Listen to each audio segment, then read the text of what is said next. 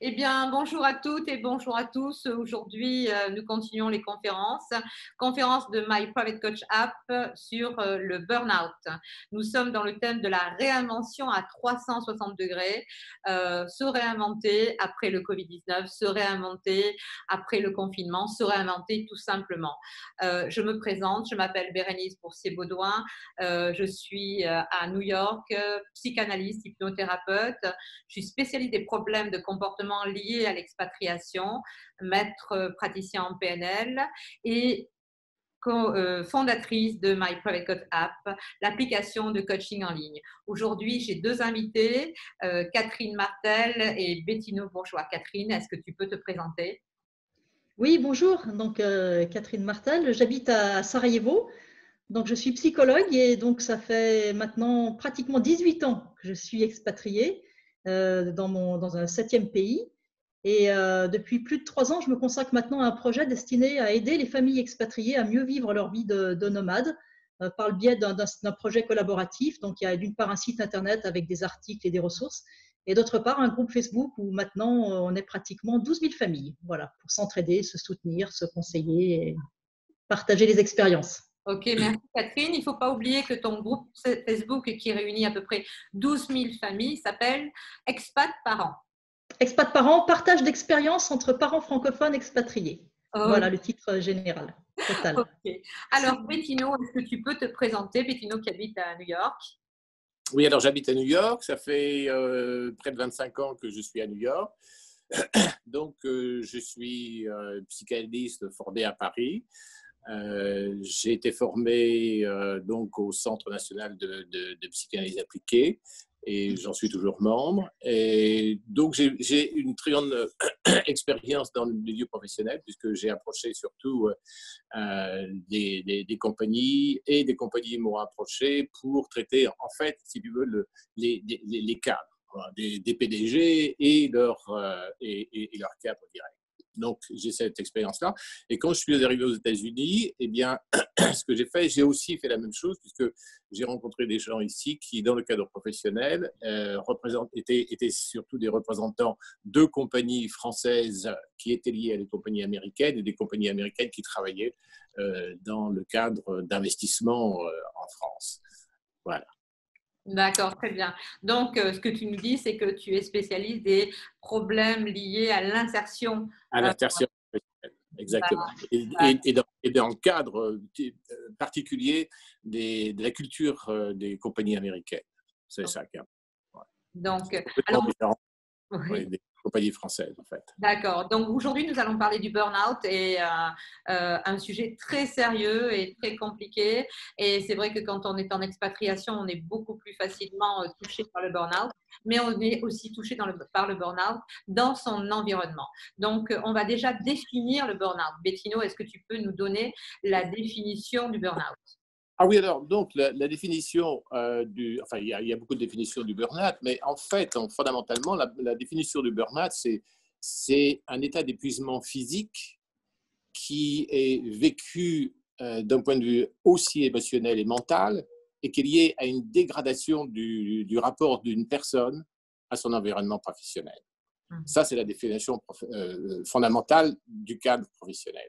Alors évidemment, il y a le problème des atteintes émotionnelles, il y a le problème des atteintes physiques. Quelqu'un qui est atteint de burn-out, il est en permanence fatigué et il n'arrive pas à reprendre de l'énergie, de la ressource pour pouvoir être confronté au milieu professionnel et aux questions qui sont liées à son investissement professionnel. Ça, c'est une chose très importante. Et le cadre du burn-out n'est pas seulement dans son environnement professionnel, mais il se retrouve aussi chez lui, il est épuisé, il n'arrive pas à communiquer, il est toujours out des questions, il n'arrive pas à maîtriser, il n'arrive plus à maîtriser son domaine et professionnel et son domaine familial. Ça, c'est la deuxième question. Et la troisième, je dirais que le troisième élément de cette définition, c'est que c'est une personne qui est en perte de prise avec ses repères réguliers. Voilà. Et une personne qui s'enfonce dans le burn-out, c'est pas très souvent remarqué et généralement c'est remarqué quand c'est trop tard. Oui, en Quand effet. Oui, en quand il- effet. Catherine, as-tu quelque chose à ajouter au Oui, burn-out? enfin, comme l'indique le terme, la burn-out, c'est-à-dire effectivement, c'est-à-dire que les ressources et l'énergie est épuisée. Donc, c'est ce qui peut faire la différence, par exemple, quand on dit, on utilisait autrefois le terme surmenage, mais quand on est surmené, c'est quelque chose d'assez momentané, il suffit de se reposer et ça repart. Tandis que dans le burn-out, je veux dire, il n'y a plus rien, il n'y a plus de jus. Et donc, on a beau prendre une semaine de vacances, je veux dire, c'est pas ça qui va résoudre le problème. Oui. Alors, la deuxième petite chose, pour compléter ce qu'a dit Bettino, peut-être aussi, c'est que effectivement, normalement, c'est un syndrome d'épuisement professionnel, c'est la définition, la première définition. C'est un terme maintenant qu'on utilise de plus en plus. On met du burn-out un peu à toutes les sauces. Et c'est vrai aussi qu'on l'utilise de plus en plus dans le cadre parental, en fait. Le burn-out parental, il y a même des bouquins là-dessus. Effectivement aussi, on en parlera peut-être un peu plus tard dans la discussion, de parents et notamment souvent des mères et qui sont épuisés, qui n'en peuvent plus et qui n'arrivent plus à faire face effectivement, non pas à leur travail professionnel, mais à leur activité, leur travail de maman, quoi. Voilà. Oui, en effet. Donc, le burn-out, c'est très, très dangereux et c'est vraiment à prendre en considération. Donc, quelles sont les causes du burn-out? Catherine, est-ce que tu peux nous parler un peu des causes du burn-out? Parce que c'est vrai qu'il n'y a pas qu'une seule cause, il y a Non, bien sûr. beaucoup, beaucoup de causes. Ouais. Après, on parlera du public touché, mais d'abord, les causes, quelles en sont-elles? Alors, les causes, enfin, comme on le disait, donc c'est le fait de ne plus avoir du tout de ressources, d'énergie pour faire face à ce qu'on doit faire dans le cadre professionnel. Donc, et très, très généralement, c'est le résultat d'une exposition souvent à un stress de façon très prolongée. C'est-à-dire qu'on est au-delà, comme on dit dans le langage courant, on tire sur la corde. Enfin, voilà, trop tiré. Et donc, cette présentation, enfin, le fait d'être soumis à un stress permanent et trop fort et de façon prolongée va aboutir justement au burn-out. Donc, on devient épuisé mentalement, physiquement. On verra, il y a beaucoup de symptômes physiques, en fait, dans le burn-out, en essayant finalement d'atteindre des objectifs qui ne sont pas réalisables ou alors d'accomplir des tâches qui sont insurmontables. Donc, finalement, ça semble souvent souvenir d'un coup, comme ça, parce que les gens s'effondrent, n'en peuvent plus, comme ça. Alors qu'en fait, c'est le résultat d'un processus long et qui s'étend sur plusieurs mois, parfois même sur plusieurs années, de façon continue, jusqu'à ce qu'on soit épuisé. Alors bon, ça peut être effectivement une charge de travail trop importante, ça peut être le fait d'avoir des délais trop courts à respecter, donc on n'y arrive pas. Ça peut être des grandes exigences qualitatives, on verra, c'est souvent des gens qui sont perfectionnistes aussi, qui souffrent de burn-out. Ça peut être des horaires inadaptés lorsqu'on est soumis là aussi à des conditions de travail qui font qu'on s'épuise en fait, tout simplement. Ça peut être aussi des mauvaises relations au travail qui soumettent à un stress permanent, à des tensions, voire à des conflits. Ou au contraire, si on n'a pas de reconnaissance, c'est-à-dire qu'on travaille, on a l'impression que ça ne sert à rien, alors on en fait encore plus pour essayer d'être encore plus reconnu, et puis ça devient un cercle vicieux. Voilà, ou parfois le fait d'être ultra connecté. C'est vrai que maintenant, alors là, on en parlera peut-être aussi avec la situation de télétravail auquel beaucoup de personnes ont été confrontées sans y avoir été préparées sur tout ça. Les gens, effectivement, ont été amenés à être en permanence sur leur ordi, leur téléphone, pour pouvoir tout assumer, en plus souvent de la gestion des enfants, du homeschooling, etc. Et donc, sans arriver finalement à déconnecter et à véritablement se ressourcer, au fond. Voilà. D'accord, merci Catherine. Bettino, qu'est-ce que tu as ajouté sur les causes du burn-out? Ah oui, alors très bien, j'aime beaucoup ta présentation, c'est vrai que c'est assez exhaustif. Je dirais qu'il y a aussi une question de valorisation personnelle. Je crois que si on veut rentrer dans les causes plus psychologiques, il y a le fait de ne pas être véritablement reconnu dans la présentation de son travail, dans la présentation de l'image de soi dans le travail. Et ça, ce sont des causes qui sont un peu plus profondes. Bien sûr, comme tu as dit, c'est aussi la confrontation à certaines valeurs qui sont des valeurs, je veux dire,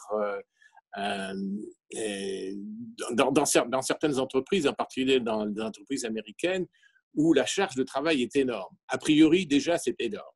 Alors, par exemple, si on a un expatrié français qui vient dans une compagnie américaine, eh bien, il doit se confronter immédiatement à une charge de travail à laquelle parfois il n'est pas toujours habitué quand il vient d'une compagnie française. Alors, donc, ça, c'est déjà un élément important. Donc, d'emblée, son image personnelle va être affectée parce qu'il n'est pas habitué à la charge de travail. C'est quelque chose dans laquelle il va être obligé de faire un effort supplémentaire à la charge de travail normale qu'il a dans un cadre normal. Alors aussi, il y a ce que j'appelle subir la pression. Voilà, c'est l'élément de pression, parfois pour travailler plus vite, parfois pour travailler beaucoup plus au niveau de la quantité. Alors ça, quand on doit travailler plus vite et en quantité, il y a toujours une notion, est-ce qu'on est capable de le faire? Est-ce qu'on va pouvoir le faire? Est-ce qu'on va pouvoir réaliser? Et aussi, dans les entreprises américaines, il y a une période qui est très difficile, c'est la période de l'évaluation des performances. Et donc, quand on arrive à ce moment de l'évaluation des performances, eh bien, il y a toujours quelques semaines avant ou quelques mois avant, peut-être 1 mois, 2 mois auparavant, eh bien, il y a des circonstances émotionnelles qui vont un peu préparer à cette espèce de notion de burn-out. On a l'impression qu'il faut produire plus, il faut faire plus vite, il faut essayer de surévaluer son image parce qu'on va précisément à ce meeting où on va être évalué. Alors là, il y a ça c'est un domaine de conflit très important. Et comme tu disais très bien aussi, il y a tout l'aspect de la connexion par rapport aux nouvelles méthodes de travail, l'ordinateur, l'information permanente, les gens qui sont connectés régulièrement au téléphone, on les appelle le soir, on les appelle le matin très tôt, on les appelle dans la journée, on les appelle le samedi, on les appelle le dimanche.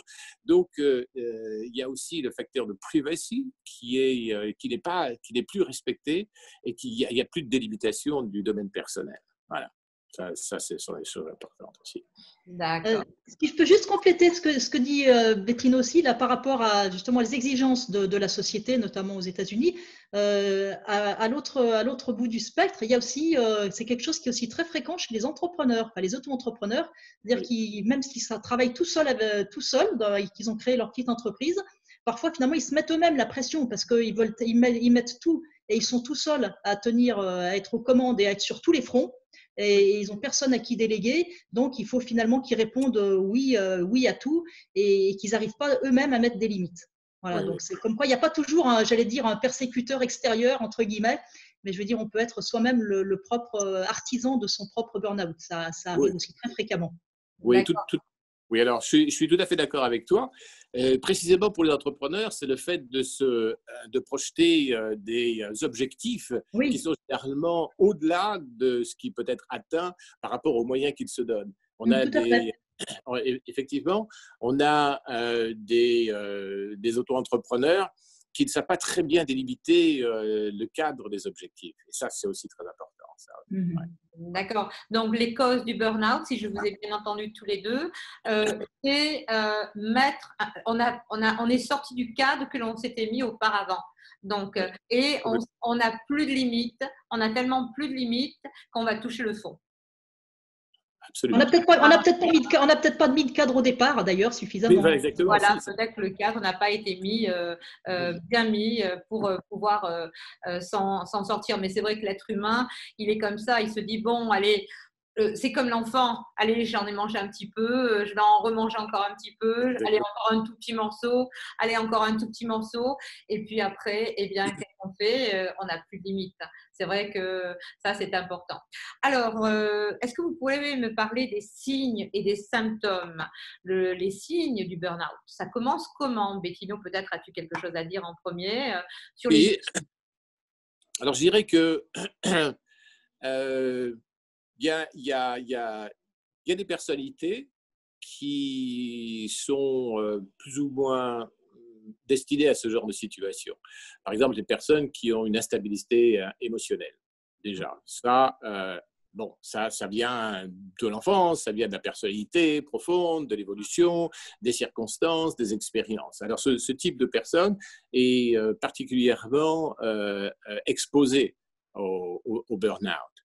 Et aussi, les personnes, enfin, on vient d'en parler, les personnes qui sont très engagées professionnellement, soit au niveau de leur responsabilité en tant que dirigeant d'entreprise, par exemple, ou les personnes auxquelles on a confié beaucoup de responsabilités et qui n'ont pas du tout représenté le cadre de ces responsabilités et qui s'y engagent et qui vont à fond la caisse et sans se rendre compte que on peut déléguer, on peut communiquer, on peut faire appel à un certain nombre de personnes autour de soi et ces personnes c'est-à-dire que ne se réfèrent par exemple jamais à la délégation. Et elles pensent que la responsabilité repose sur leurs épaules, leurs seules épaules. Et à partir de ce moment-là, cette accumulation, cette charge qui est de plus en plus lourde, eh bien, elle convoque, bien sûr, à des résultats et aux résultats du burn-out. Je pense que ça, ce sont des choses, des circonstances qui sont aggravantes. Et puis, enfin, il y a d'autres points de vue. Mais enfin, si ma collègue veut intervenir là-dessus. Oui, peut-être. Effectivement, je pense que là, on parle effectivement un peu du public prédisposé, si je puis dire. Oui, donc, exact. Je crois que souvent, d'une part, statistiquement, enfin, tu pourras peut-être me contredire. Enfin, et généralement, statistiquement, il y a quand même plus de femmes que d'hommes qui sont. Alors bon, ça dépend peut-être des milieux ou de la façon. Moi, c'est vrai que je suis dans un univers. Enfin, j'ai vu que c'était un petit peu plus les femmes qui étaient prédisposées, mais bon, ça c'est discutable. Mais en tout cas, voici, je suis plus homme. Oui, alors que ça soit en tout cas des hommes ou des femmes, parce que je veux dire, c'est que ça peut être les deux. Voilà, on va dire que ça peut toucher aussi bien les hommes que les femmes. Mais il y a des points qu'on retrouve effectivement. Comme souvent ce côté très perfectionniste, c'est-à-dire une conscience professionnelle. C'est voilà, c'est des gens qui s'investissent beaucoup dans leur travail, donc qui veulent toujours essayer de faire mieux ou de faire plus. Et comme tu le disais, s'il n'y a pas la reconnaissance en face, ils vont se dire bon, c'est que j'en ai pas fait assez, c'est que j'ai pas fait assez bien, donc ils en rajoutent une couche. Et voilà, c'est un peu la surenchère, avec l'incapacité à déléguer, le fait de tout prendre sur le dos. Et sans arriver à mettre une limite et sans prendre le recul de dire bon là ça va, on m'en demande trop. Au lieu de dire on m'en demande trop, il va dire j'en fais pas assez en fait. Voilà. Donc d'où le résultat. Alors je crois qu'il y a quand même il y a aussi certaines professions qui sont parfois peut-être plus exposées. Dans le milieu, enfin tous les milieux aussi où il y a souvent du contact, comme par exemple ou dans le social, il y en a beaucoup. Je pense, par exemple, le personnel médical est très souvent en burn-out. Récemment, les jeunes internes aussi, je crois qu'ils sont confrontés à des exigences qui sont au-delà souvent de ce qu'ils pourraient assumer.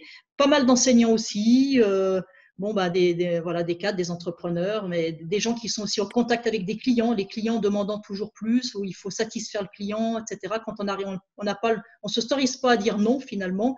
Voilà, ça c'est un petit peu toutes les circonstances qui prédisposent, j'allais dire. C'est pas une prédisposition innée, mais c'est des circonstances qui font qu'on va être plus sensible et qu'on a plus de risques de développer un burn-out, en fait. Alors, quels sont les symptômes du burn-out? Quels sont les symptômes physiques et mentaux du burn-out? Donc, Bettino, est-ce que tu veux en parler des symptômes? Comment on sent qu'on est en train d'être dans un burn-out et quelles sont les conséquences physiques qu'on peut avoir? Alors évidemment, là, l'élément primordial, c'est la fatigue. C'est la fatigue physique. Et une fatigue physique qui est quasiment permanente. Et une fatigue physique qui ne peut pas se régler simplement parce qu'on part en week-end ou qu'on prend une semaine de vacances ou qu'on prend même 2 semaines de vacances, parce que le burn-out, c'est un état permanent. On veut dire que quel que soit l'environnement, une fois qu'on est arrivé à un certain niveau de burn-out, eh bien, véritablement, la seule chose à faire, c'est de s'arrêter de travailler tout le temps qu'on est en burn-out. Mais évidemment, c'est véritablement la notion de la fatigue. Ça, c'est fondamental. Et puis aussi, le fait de, comment dire, de sentir qu'on n'est pas capable de répondre à une situation de travail, qu'on se sent complètement dépassé, qu'on a perdu un petit peu les points de repère et qu'il y a une espèce de déconsidération personnelle dans le fait de dire bah oui, je ne veux pas pouvoir y arriver, j'essaye, j'y arrive pas, j'y arrive plus. Et puis, on perd on perd le point de vue de sa capacité à répondre à des questions professionnelles très simples, en fait. Et on a dépassé, quand on est à ce niveau-là, c'est qu'on en est vraiment très, très profondément dans le burn-out. Voilà. Parce que tu en penses à ce niveau-là? Parce que ça, c'est… Oui, oui, donc ça, effectivement, ce que tu dis, ça engendre justement souvent une dévalorisation de soi. Voilà. Et c'est là qu'on va toucher peut-être aussi à la frontière avec la dépression. Enfin, on a voilà, c'est pas le sujet du jour, mais c'est là que ça peut se recouvrer un petit peu. Et cet épuisement physique, du coup, aussi, il s'accompagne d'un épuisement émotionnel aussi, cognitif. C'est-à-dire que bon, la personne, parfois, elle devient finalement beaucoup moins efficace. Sa productivité baisse, alors pour autant qu'elle augmente, qu'elle travaille de plus en plus. Donc, il y a aussi ce mauvais rendement, si je puis dire.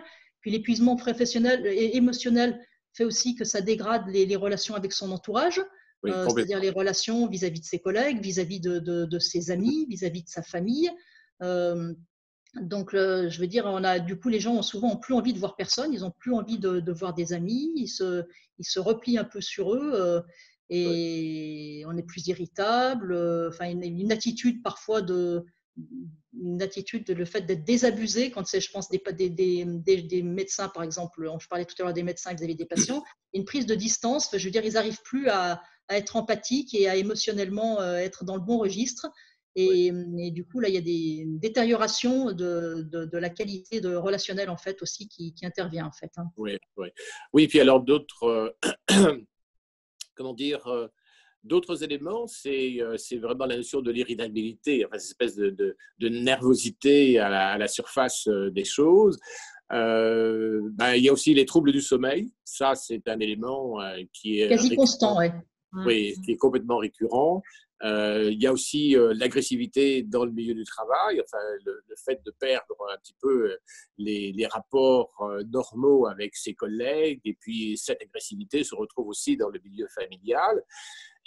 Et puis, une chose assez remarquable aussi, c'est la perte de concentration, la capacité à se concentrer sur des tâches particulières. À partir de ce moment-là, bon, évidemment, tout va à volo, puis il y a une espèce de déperdition de soi. Ça, ce sont des facteurs qui sont additionnés à cette espèce de fatigue physique, mais aussi une fatigue émotionnelle. Donc, on fait des erreurs, on oublie des rendez-vous, enfin, voilà. Oui, donc, du coup, on se dévalorise encore plus, et puis, on parle mal à ses clients, on parle mal à ses collègues, on parle mal à sa femme, boss. Oui, exactement. Après, c'est les enfants, après, c'est le mari, après, c'est la courtière, tout à là-dedans. Oui, alors moi, je vais ajouter un petit truc parce que je l'ai vu souvent dans les personnes que j'ai traitées pour le burn-out, c'est la peur. La peur, qu'est-ce que vous en pensez? Vous allez m'en parler. La peur de faire des choses simples, mais qu'ils n'arrivent plus à faire.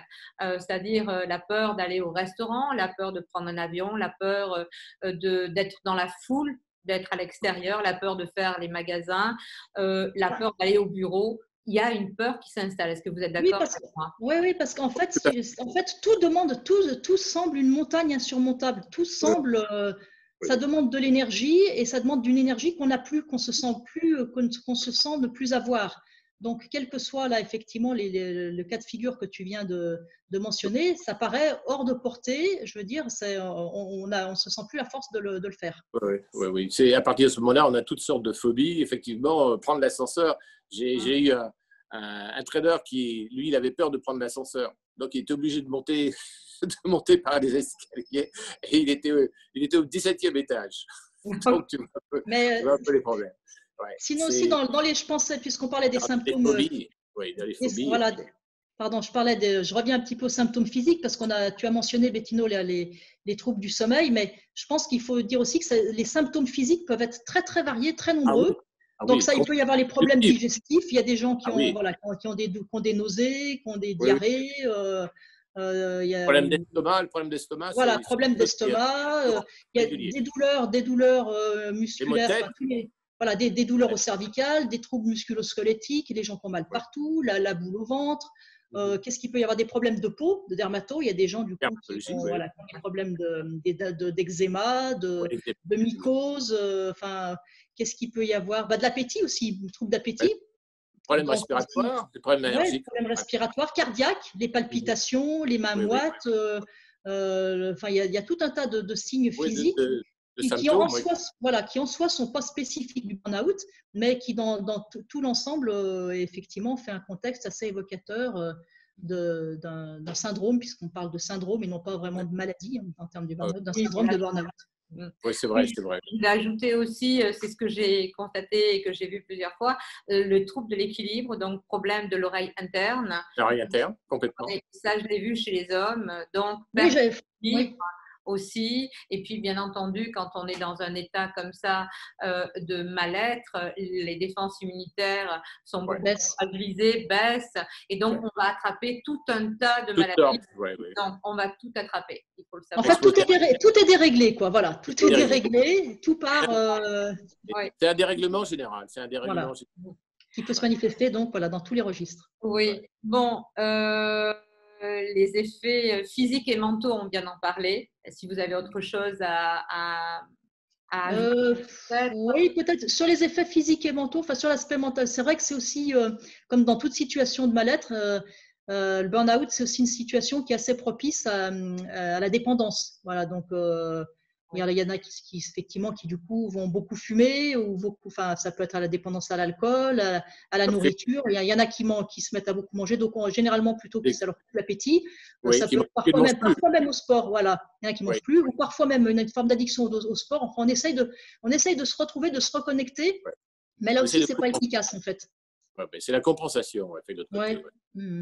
Donc, le burn-out peut amener à une addiction, à quelle que soit l'addiction, c'est-à-dire à la drogue, bien sûr aussi facile, à la drogue, l'alcool, la nourriture, la cigarette, tout ce qui peut calmer, donc calmer l'individu, donc et lui envoyer des calmants, qui va lui permettre de se sentir. De se donner une illusion,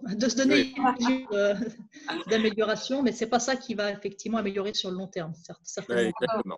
Est-ce que vous pouvez me parler du public qui est touché par le burn-out? Tout à l'heure, vous parliez des femmes, toi Catherine, des hommes, moi aussi, c'est vrai que j'ai plus souvent vu des hommes, mais quel est le public touché et quel âge? Donc, Bettino, ce qu'on peut dire, c'est que ça touche tout le monde, il n'y a pas d'exception.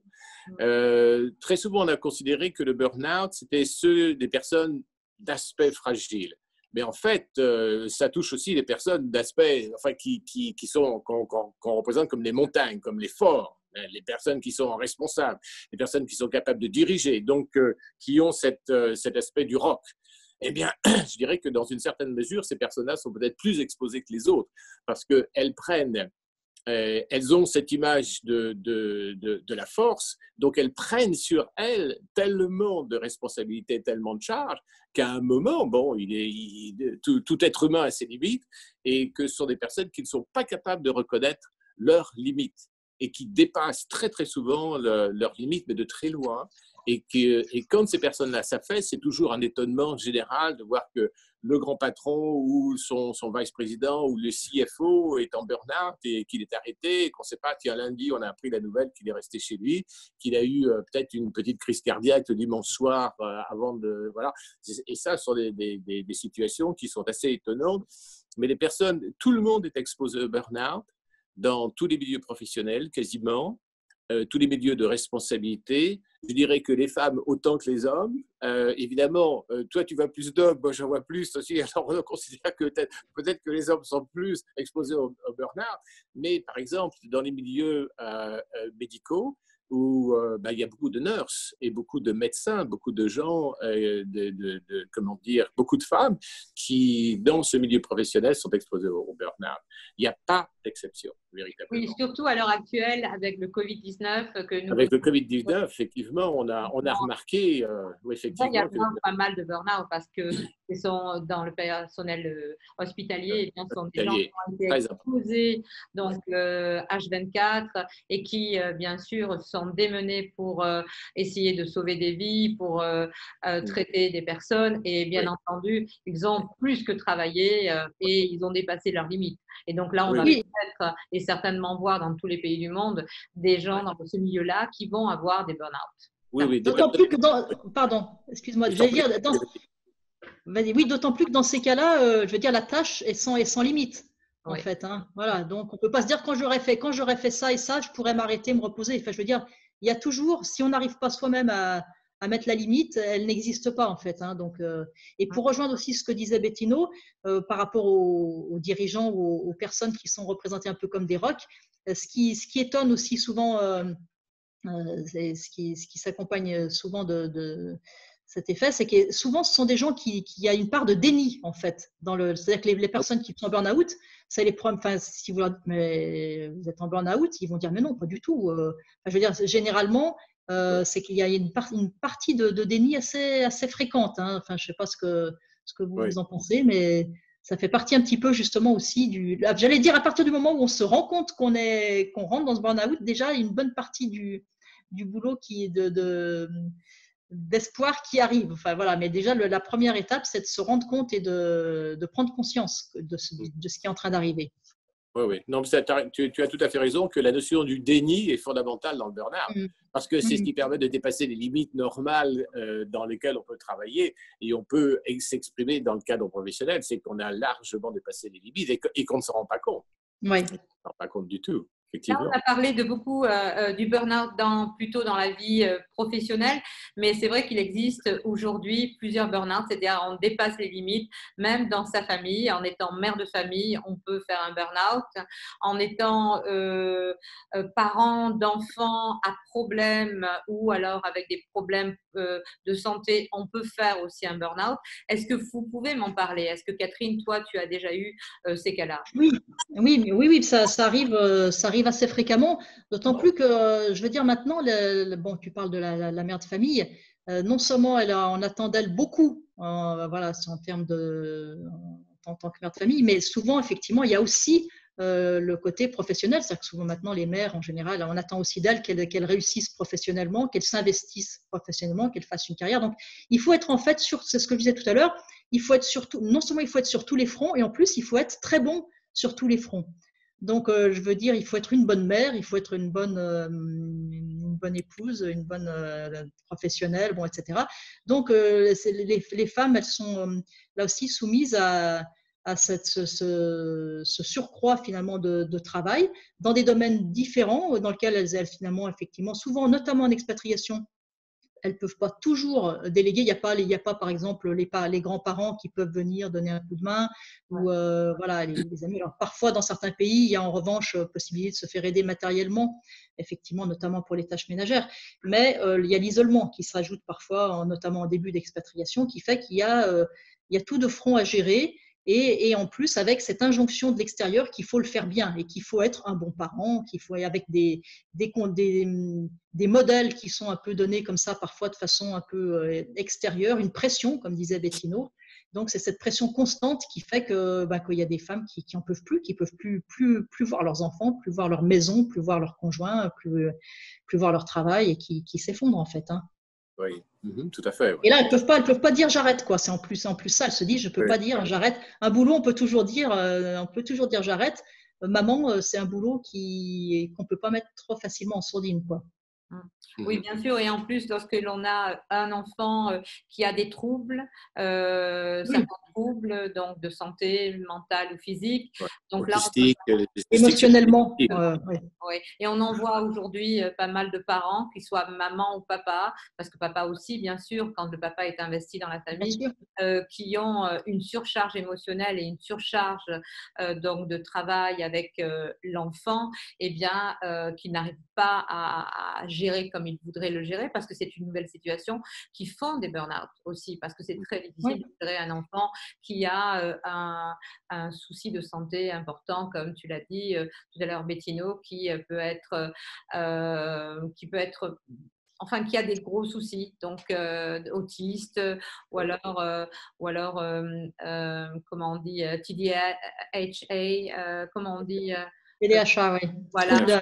L'hyperactivité, l'attention avec hyperactivité, voilà, c'est difficile d'élever un enfant qui est hyperactif, surtout quand on a encore d'autres enfants, parce que là, ça demande une concentration attention permanente et une attention à 100%, donc c'est difficile.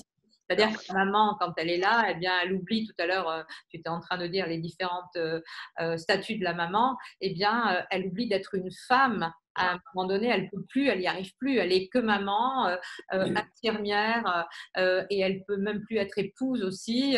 Et c'est vrai que même les enfants d'à côté, les enfants qu'elle peut avoir, eh bien, vont en pâtir de ça, parce que l'enfant qui est touché par la maladie, eh bien, va demander beaucoup d'attention. C'est aussi difficile. Oui. Alors, il y a aussi un autre cas dont on parle de plus en plus, c'est l'épuisement des aidants, qu'on appelle les aidants. Donc là, effectivement, ça peut être d'un enfant handicapé, mais aussi avec l'augmentation de l'espérance de vie, il y a de plus en plus de personnes qui s'épuisent à aider un parent plus âgé, qui sont déjà souvent eux-mêmes pas tout jeunes, plus tout jeunes, et qui en plus, alors parfois doivent déjà encore aider la génération qui vient après eux, mais du coup aussi la génération d'avant, et qui perd de l'autonomie et qui demande aussi souvent beaucoup d'attention et qui est source beaucoup d'inquiétude et de préoccupation. Ouais, tout à fait. C'est vrai, et en plus l'évaluation est difficile, puisque c'est vrai qu'on a parlé de mettre un cadre, mais quand on va aider quelqu'un que l'on aime, un parent ou un enfant, on ne se met pas de cadre, c'est-à-dire le cadre et on se culpabilise. Et on se culpabilise aussi. On se culpabilise. Oui, il y a la culpabilité. Il y a la culpabilité de se dire c'est à moi de le faire, c'est à moi de le faire, je dois, après tout ce qu'il a fait pour moi, je lui dois bien ça. Voilà, donc c'est aussi là, ça rejoint des aspects plus psychologiques. Plus physiologiques, bien sûr. En effet. Donc, tout le monde est touché par le burn-out à n'importe quel âge. Il n'y a pas un âge précis. Enfin, à partir de l'âge de la responsabilité, un enfant ne va 30-40 ans, oui. Voilà, un enfant ne va pas forcément être touché par le burn-out, mais plutôt un jeune qui a déjà des responsabilités d'un parent et de ses enfants aussi peut-être. Donc, quelqu'un qui a une vie professionnelle, donc quelqu'un qui est déjà actif va commencer à être touché par le burn-out. C'est bien ça. Donc, alors, les conseils que j'aimerais de votre part pour gérer la vie. Et puis aussi, il y a le burn-out conjugal. Est-ce qu'on va parler de ça? Est-ce qu'on va parler du burn-out conjugal? Est-ce qu'il est réciproque? Oui. Alors, qu'est-ce que c'est que le burn-out conjugal, Bettino? Le burn-out conjugal, c'est le fait de plus se supporter. Je veux dire que quand on a un projet de couple, par exemple, et puis voir qu'il y a quelqu'un qui n'adhère plus au projet du couple, et puis qui s'en écarte, et puis c'est j'en ai marre, tu m'écoutes pas, je suis fatigué, tu fais plus la vaisselle, moi c'est moi qui fais tout. Alors ce genre de réflexion sont quand même des signes qu'il y a quelque chose qui se passe dans le couple. Et pour avoir traité quelques clients, enfin quelques situations de couple comme ça, on s'aperçoit que parfois ça va très très très profondément et que les personnes qui sont dans ce genre de situation de couple sont aussi des gens qui sont exposés au burn-out dans le milieu professionnel. Et ça c'est intéressant parce qu'on s'aperçoit que le burn-out, ce n'est pas quelque chose qui est localisé dans l'aspect professionnel. C'est quelque chose qui déborde aussi. Et comme on le disait tout à l'heure, pour les femmes, eh bien, on voit un petit peu le caractère de la responsabilité qui est complètement affecté. Et pour les hommes qui sont plus du tout intéressés à la motivation familiale et la motivation conjugale. Donc, c'est quelque chose qui rentre en relation et dont si on ne traite que le milieu professionnel, on ne peut pas nécessairement voir tous les effets collatéraux, c'est ça. D'accord, donc le burn-out, c'est un hyper-engagement et qui va donner un épuisement. Un hyper-engagement dans une situation et qui va donner un épuisement. Oui, et qui va affecter en fait tous les milieux, le milieu familial. Toutes les sphères. Voilà, le milieu du couple, voilà, exactement. Ouais. Alors, j'aimerais que vous nous donniez les conseils pour gérer l'individu et son environnement, parce que c'est vrai que quand il y a une personne qui a un burn-out, ça va faire des dommages collatéraux. Donc, si cette personne-là est mariée, a des enfants, eh bien, les enfants vont être touchés, la femme ou le mari vont être touchés, les parents, les coworkers vont être touchés, les amis aussi quelquefois. Catherine, qu'est-ce que tu peux nous dire les conseils pour gérer l'individu et son environnement? Oui, comme je disais tout à l'heure, déjà, il me semble qu'une des premières étapes, c'est d'arriver à identifier. Je veux dire que voilà, oui, voilà, tout à fait. On est en train de faire un burn-out, enfin voilà, donc de bien identifier les symptômes pour pouvoir après trouver la réponse appropriée. Tant qu'on reste dans la partie déni et qu'on dit mais non, enfin je veux dire, on va pas s'en sortir. Donc bien identifier et reconnaître ces symptômes et pouvoir analyser ce qui a amené justement à en arriver là. Et puis, je pense, généralement, comme le disait Bettino tout à l'heure, il ne suffit pas de se dire je vais me reposer, je vais me prendre un bon week-end prolongé ou une semaine de vacances, voire deux. Je pense généralement, il faut que ça passe par un véritable arrêt de la situation qui a mené à cet épuisement. Et il faut repenser l'environnement pour faire en sorte de fonctionner différemment. Et je pense aussi qu'il faut arriver à se fixer des objectifs réalistes, pour arriver progressivement aussi à renouer le dialogue avec les autres, avec son entourage. Et surtout, il faut s'occuper de soi, en fait, parce que souvent dans le burn-out, alors surtout dans le burn-out familial dont on parlait, c'est la personne qui fait passer les besoins des autres, de ses enfants, de son conjoint, ou parfois ou donc du patron dans le milieu professionnel, avant les siens. Et donc là, je pense qu'il faut inverser un petit peu la tendance et il faut s'occuper de soi et puis et arriver justement à trouver enfin un meilleur équilibre physique et émotionnel et pour pouvoir entre la vie professionnelle et la vie personnelle pour retrouver sa joie de fonctionner, sa joie de vivre, sa joie de travailler, sa joie de voir les autres et d'interagir avec eux en fait. D'accord. Quand on est dans le déni, comme vous l'avez dit tous les deux, Oui. la personne est dans le burn-out, bien sûr. Elle est en colère, elle est impatiente, elle a peur, elle n'est pas bien. Enfin, il y a beaucoup, beaucoup de symptômes. Comment son environnement peut gérer cette personne qui ne va pas bien? Parce que celui qui ne va pas bien ne sait pas le gérer.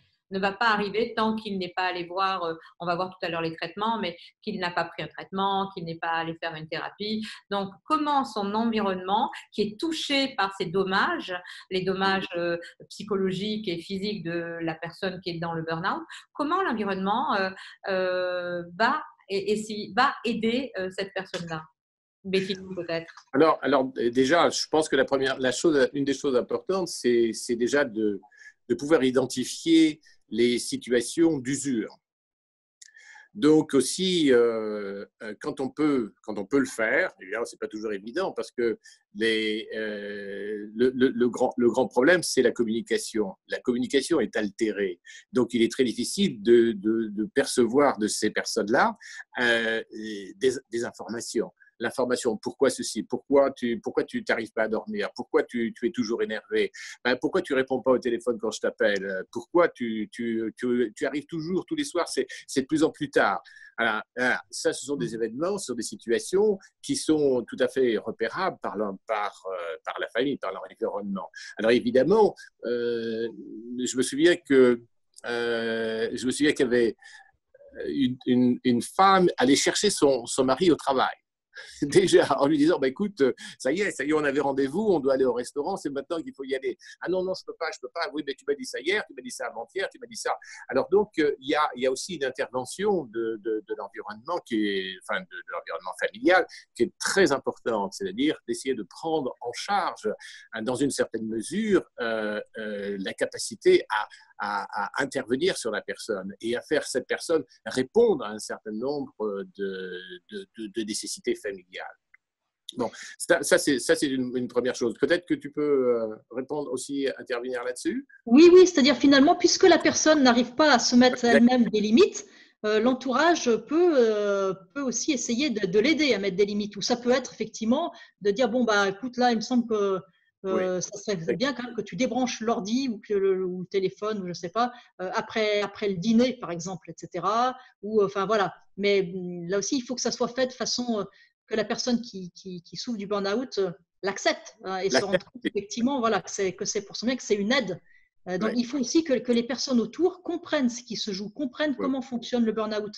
Et s'ils comprennent comment tout ça est arrivé et que c'est, je veux dire, ils se sentent du coup moins remis en cause. Si la personne qui a le burn-out est agressive, etc., ils vont mieux comprendre que ce n'est pas eux qui sont en cause, mais que c'est la personne qui n'en peut plus, en fait. Hein. Voilà. Donc, et du coup, faut, comme tu dis, il faut essayer d'établir une communication, c'est-à-dire que les personnes autour peuvent devenir aidantes pour aider à mettre des limites, pour aider à contenir, pour aider à ce que la personne arrive à mieux à se limiter et à se ressourcer aussi, à moins s'épuiser. Oui, parce que les personnes qui sont atteintes de burn-out, généralement, il y a une espèce de reporte sur leur environnement la responsabilité de leur état. Donc, il y a une espèce de culpabilisation qui est faite. Alors, ce qui est important, comme tu le dis, il faut que les personnes de l'environnement soient au courant, soient informées des formes du burn-out et ne se sentent pas complètement affectées ou responsables du burn-out, parce que sinon, elles ne vont pas participer. Et la surenchère, sinon. Hein. Oui, exactement. L'essentiel, c'est pouvoir pouvoir délimiter effectivement les frontières du burn-out et de pouvoir agir en sachant que on n'est pas nécessairement responsable et qu'il y a des choses à faire, qu'on peut prendre parti, qu'on peut intervenir, qu'on peut aider, et il y a beaucoup de choses à faire à ce niveau-là. Et ça, c'est très important. Le facteur de l'environnement familial est très important pour limiter un peu les effets du burn-out. Bon, les vacances aussi, c'est important. Oui, alors, chez les expatriés, les vacances sont souvent plus fatigantes que les non-vacances. Hein, donc voilà, là aussi, c'est vrai d'avoir en tête. Parce que partir effectivement avec les enfants sous le bras, faire la tournée des familles, il faut voir la famille, la belle famille, les amis, parce qu'on habite à 10 000 km ou à 3 000 et que sinon, les gens ne vont pas comprendre. Donc parfois, les expats rentrent de vacances plus épuisés qu'ils ne l'étaient avant. Hein. Voilà, même si ça s'accompagne de moments sympas, etc. Mais il y en a beaucoup qui appréhendent de partir en vacances en se disant on ne va pas avoir une minute pour souffler. Et voilà. C'est vrai, je l'entends aussi beaucoup.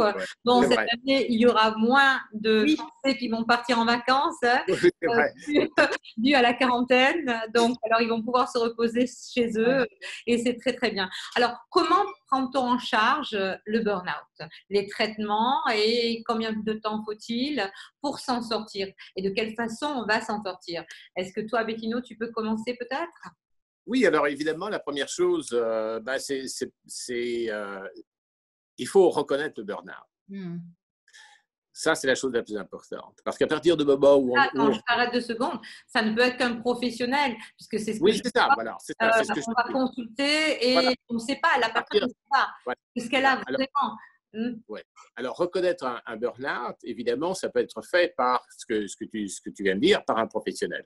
Évidemment, il faut se confronter à un psychologue, à un psychiatre, à des aidants d'ordre, enfin des médecins qui vont évidemment pouvoir faire le diagnostic. À partir du moment où le diagnostic est fait, eh bien, par exemple, les psychiatres peuvent donner un certain nombre de médicaments.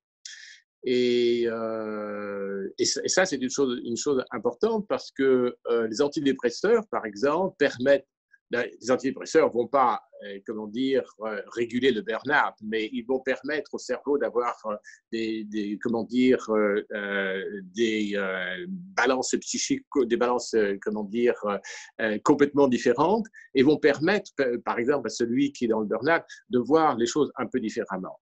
Alors donc, ça va calmer la pression. Oui, ces balances chimiques sont très importantes parce que, évidemment, comme tu dis, elles vont diminuer la pression, et à partir de ce moment où la pression diminue, ben, on peut intervenir d'un point de vue conversationnel. La personne peut aller chez un psychologue, en parler et s'exprimer là-dessus et reconnaître quels sont les éléments qui l'ont conduit effectivement à une situation de burn-out. Ça, c'est très important, c'est le fait d'être capable d'aller voir un professionnel. Ça me paraît fondamental. Alors maintenant, vas-y, je t'en prie.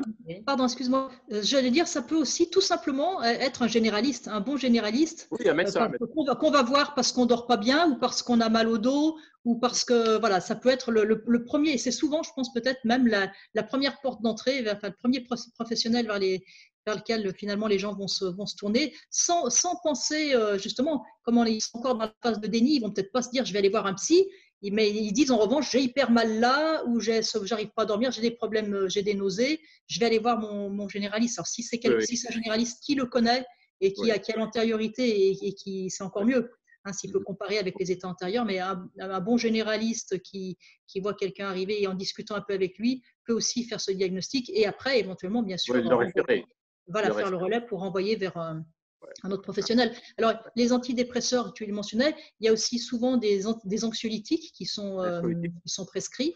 Pas forcément d'ailleurs les deux, hein. Ça peut être soit des antidépresseurs, soit des anxiolytiques, parfois les deux.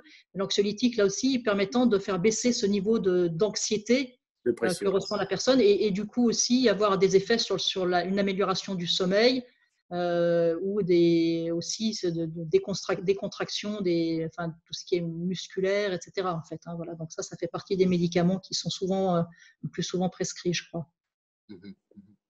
Oui, il y a aussi, alors on peut aider, enfin, ce qui est important, c'est de pouvoir définir le cadre privé, essayer de renforcer ce cadre privé en considérant que il y a la limite professionnelle, et puis rentrer chez soi, faire de la gym, avoir des contacts avec ses enfants, sortir avec son environnement, enfin sa femme, ses amis. Ça, ce sont des choses aussi qui sont importantes parce que généralement, les gens qui sont atteints de burn-out, ben, ils travaillent tout le temps. Ils travaillent chez eux, ils travaillent la nuit, ils n'ont plus de limites. Donc, il faut essayer de pouvoir, comment dire, renforcer ces limites et surtout déterminer un milieu privé. La notion du privé, ça c'est important. Ça aussi. Trouver un meilleur équilibre, comme je disais tout à l'heure, trouver un meilleur équilibre, que ça ne soit pas tout seulement axé sur un seul registre. D'accord. Alors, combien de temps pensez-vous avec donc des antidépresseurs, avec une thérapie, avec du sport, avec un bon environnement, en combien de temps arrive-t-on à endiguer un burn-out? Alors moi, pour avoir suivi des gens en burn-out, ben, c'est plus longtemps qu'on pense parce que beaucoup de gens. C'est ce que j'allais dire.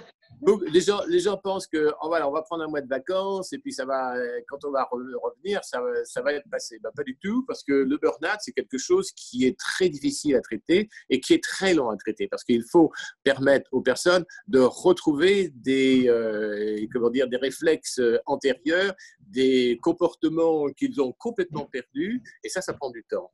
Il faut régler aussi le problème émotionnel, il faut régler aussi le problème peut-être d'une dépression qui est annexe au burn-out.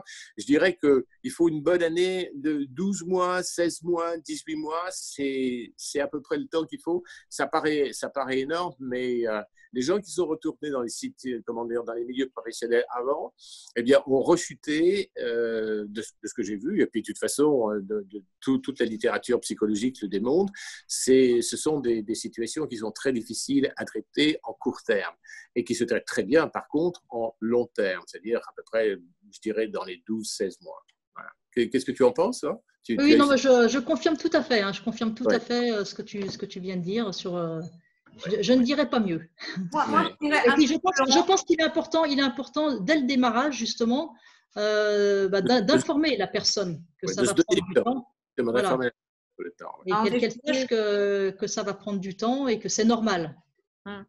Oui, c'est ce que je fais, mais je dirais un peu plus longtemps que vous, c'est-à-dire entre 18 et 24 mois par rapport au cas que j'ai vu et au démarrage, quand je décèle qu'il y a un burn-out, eh bien, je vais dire à la personne, vous savez, là, vous devez vous engager pour entre 18 et 24 mois pour avoir vraiment une guérison. Autrement, ça ne sert à rien que vous veniez, on ne va pas vraiment travailler. Il faut un réel travail avec la personne. Donc, je dirais 18-24 mois, 18 mois de thérapie et puis ensuite, il y a un accompagnement qui est moins fréquent peut-être. C'est ce que je préconise. Et pendant les 6 derniers mois, ça va plus être 2 fois par semaine. Ça va plutôt être 1 fois par semaine, les thérapies, ou alors 1 fois tous les 15 jours. Mais il y a un accompagnement jusqu'à vraiment la vraie guérison. Et ce que j'ai aussi très souvent constaté, c'est que les personnes après un burn-out se réinventent complètement. Qu'est-ce que vous en pensez, Bettino? Qu'est-ce que tu en penses de ça? Oui, alors ça, je suis tout à fait d'accord avec toi qu'il y a cette notion de se réinventer, de changer de profession, de changer de compagnie. Mais aussi, par exemple, aux États-Unis, le grand problème, c'est la prise en charge des compagnies d'assurance. Alors, ce qui fait que être pris en charge par une compagnie d'assurance pendant un délai aussi long, c'est très rare. Alors, c'est pour ça que on essaye de rester dans le cadre de ce qu'une compagnie d'assurance peut payer. Et une compagnie d'assurance aux États-Unis, c'est pas comme en France. C'est-à-dire, c'est pas les sécurités sociales. Il n'y a pas de sécurité sociale ici.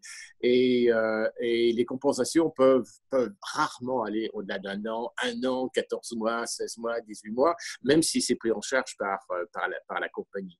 Alors, c'est ça. Il y a aussi cette réalité-là qui est complètement différente de la réalité, en Europe. C'est une réalité administrative ou financière. Alors, ceci dit, je pense que c'est pareil, comme tu le disais, Bérénice, le plus gros peut être fait en 12-18 mois. Et puis après, effectivement, j'allais dire… C'est un accompagnement. Oui, on peaufine et on consolide surtout, parce que je pense qu'il y a besoin de consolider. Parce qu'on ne va pas se dire, tiens, au bout de 12 mois ou 16, ça y est, c'est bon, on est sorti d'affaires. Je veux dire, on peut moi, il me semble que dans les personnes que j'ai accompagnées, les personnes gardaient quand même aussi parfois une certaine forme de vulnérabilité ou de sensibilité qui faisait que si on n'y veillait pas, hop, ça pouvait un peu repartir. Voilà, c'était pas suffisamment consolidé. Donc ça, pour effectivement être vraiment consolidé, je pense que ça peut prendre effectivement, comme tu le disais, de facilement 2 ans, quoi. D'accord. Okay. Ça veut pas dire qu'on peut rien faire pendant 2 ans. Hein. Faut bien s'entendre aussi, voilà. Mais bien sûr. Et est-ce que tu es d'accord, Catherine, que après un burn-out, quand on s'en est sorti, on n'a qu'une envie, c'est de se réinventer, c'est-à-dire de changer de vie professionnelle, de changer d'environnement peut-être. Est-ce que tu es d'accord avec ça? J'ai pas assez, là, j'avoue que j'ai pas assez d'exemples. Enfin, si tu parles en termes d'exemples de personnes que moi, c'est pas forcément. Je dirais que tout le monde ne fonctionne pas comme ça. C'est vrai que moi, je pense plutôt à un profil d'auto-entrepreneur, parce que c'est aussi un milieu avec lequel je suis en lien. Certains ont simplement besoin de trouver une meilleure organisation, une façon de déléguer, et c'est des gens qui sont ce qu'ils font, ça leur plaît vraiment. Enfin, je veux dire, c'est parfois leur mission, et donc ils n'ont pas envie d'en changer. Enfin, il faut simplement qu'ils changent de façon de procéder, qu'ils trouvent des limites, qu'ils trouvent effectivement un meilleur équilibre entre la vie professionnelle, la vie familiale. Ça passe pas forcément par le fait de tout arrêter et de recommencer complètement autre chose. Voilà, dans ce sens-là. N'en parlons pas pour le côté du burn-out parental qu'on évoquait. Là, ça me semble encore plus difficile. Voilà. Souvent, tu as des divorces, justement, quand il y a un burn-out, l'un des conjoints. Là, c'est possible, mais avec les enfants, c'est plus difficile. Oui, c'est difficile. Mais ce que l'on voit, et puisque toi aussi, Bettino, tu as eu pas mal de gens qui qui sont traders ou dans les milieux professionnels financiers, eh bien, ce que l'on voit, par exemple, je vais vous dire, j'ai eu quelqu'un qui était passionné de plongée sous-marine, il était à Londres, à la City, il a fait un burn-out, il gagnait très, très bien sa vie, il est très, très successful, il est parti de Londres, il est allé dans les Caraïbes, et puis de sa passion, il en a fait un métier, il est devenu prof de plongée, il a complètement changé sa vie, et c'est ce que j'ai très, très souvent vu, des personnes qui, après avoir fait une thérapie et s'être guéries du burn-out, vont changer de vie complètement parce qu'ils n'arrivent plus à se reconnecter à la vie d'avant. La vie d'avant, c'était lui d'avant et donc, ou elle d'avant et ils n'en veulent plus de ça. Ouais, tout à fait, tout à fait. Je suis tout à fait d'accord avec toi. Mon expérience, c'est ça, c'est que j'ai très rarement vu des gens atteints par le burn-out retourner au charbon comme c'était avant. Oui. Et ça, c'est ça, quasiment, j'ai jamais vu. Alors, par exemple, dans les traders des grandes compagnies où la surcharge du travail, c'est des gens qui commencent à 6 heures du matin, qui doivent être en contact avec les marchés comment dire, asiatiques, qui sont ensuite en contact avec les marchés européens pour ensuite terminer avec les marchés américains. Donc, ils sont en permanence toute la journée. Ils travaillent 10, 12, 14, 16, 18 heures par jour. Et ça, tous les jours. Donc, le burn-out, ça peut atteindre des jeunes, ils sont tous jeunes, ils sortent de MIT, ils ont quoi, 26 ans, 28 ans, ils sont tout de suite dans l'environnement professionnel, et au bout de 2 ans, on s'aperçoit qu'il y a des burn-out. Donc ces gens-là, bien, ils en sortent, ils font autre chose, ils sont tout à fait passionnés, comme tu le disais, par leur travail, mais ils trouvent d'autres espaces d'investissement. Ils montent leur propre boîte, c'est-à-dire qu'ils se donnent comment dire, des limites à eux-mêmes, ils conservent une vie privée qui est intouchable. D'autres, comme tu le disais, il y avait aussi, enfin, j'avais ce trader génial, enfin, qui faisait les marchés émergents, a fait un burn-out après 6 mois, comment dire, à Paris-Bas. Et après ça, il avait, comme tu disais, il a gagné beaucoup d'argent, très successful. Quand il en est sorti, et il s'est mis, ça a duré 18 mois. Après, il a monté une compagnie en relation avec le cinéma où il traînait des scénarios. Il prenait des scénarios et il les vendait dans les milieux professionnels du cinéma. Et beaucoup comme ça. J'en connais d'autres. Un autre qui est parti à Prague. Il a rencontré une Tchèque qui est partie à Prague. Il s'est installé et maintenant il fait de l'immobilier. J'ai rarement rencontré des gens qui sont retournés exactement dans les mêmes compagnies, par exemple. Si c'est le même environnement, si c'est le même contexte, les mêmes causes vont faire les mêmes effets. Hein. Oui, effectivement. C'est pour ça qu'ils sont. Moi, je ne conseille pas de quitter l'environnement. C'est eux qui en arrivent à la décision d'en partir et de changer d'environnement et parfois de changer complètement de cadre professionnel. Oui, complètement. Et ça, c'est intéressant. Oui, c'est ce que j'ai vu souvent. Et toi, Catherine, quand tu as dit l'auto-entrepreneur, s'il veut continuer parce qu'il est passionné par ce qu'il fait, il y a des changements qu'il va opérer dans sa vie qui sont obligatoires. Il va mettre un nouveau cadre, peut-être va-t-il changer de maison, va-t-il travailler d'une façon différente, va-t-il peut-être déléguer aussi. Déléguer, voilà, le fait de déléguer. Il ou elle va être obligée de faire comme ça. Il faut de toute façon modifier quelque chose. Oui, il faut modifier. Donc là, ce que l'on vient de dire, c'est que le burn-out, c'est dangereux pour la santé de l'individu, c'est dangereux pour l'environnement de l'individu aussi, et qu'il est très important de le soigner. Il faut très bien, pas rester comme ça avec un burn-out. Eh bien, écoutez, je vous remercie beaucoup d'avoir participé à la conférence de la réinvention à 360 degrés parce que très souvent, après un burn-out, on se réinvente. Et dans la vie, il est important de se remettre en question et de se réinventer et de prendre ce qui est bon pour soi. N'est-ce pas? Eh bien, un mot de la fin, Bettino, un mot de la fin, Catherine. Vas-y, Bettino. Oui, merci beaucoup. Je pense que c'est un sujet qui devient de plus en plus important. On en parle de plus en plus dans les médias, partout. Et je pense que c'est important aussi de pouvoir le délimiter, puis d'en voir quelles en sont les spécificités. Parce que le burn-out, c'est pas tout et n'importe quoi. Hein, comme on le voit très souvent à la télévision, par exemple. Oui, voilà. Ok, merci Bettino. Et toi, Catherine? Merci Bérénice et Bettino. Et donc effectivement, comme on le disait, le terme burn-out, il est un petit peu utilisé à toutes les sauces maintenant. Et je crois que c'est important de bien délimiter la définition et de bien comprendre le fonctionnement pour, si on veut justement pouvoir faire ce qu'il faut pour en sortir dans de bonnes conditions. Ok, merci beaucoup d'avoir abordé ce sujet hautement chaud, hautement compliqué et difficile. Ça brûle. Up to date. Ça brûle, en effet. Ça brûle. Merci Oui, beaucoup. merci Catherine, merci Bérénice. Au revoir Bettino. Merci, Au revoir Bérénice. Merci Catherine. Au revoir.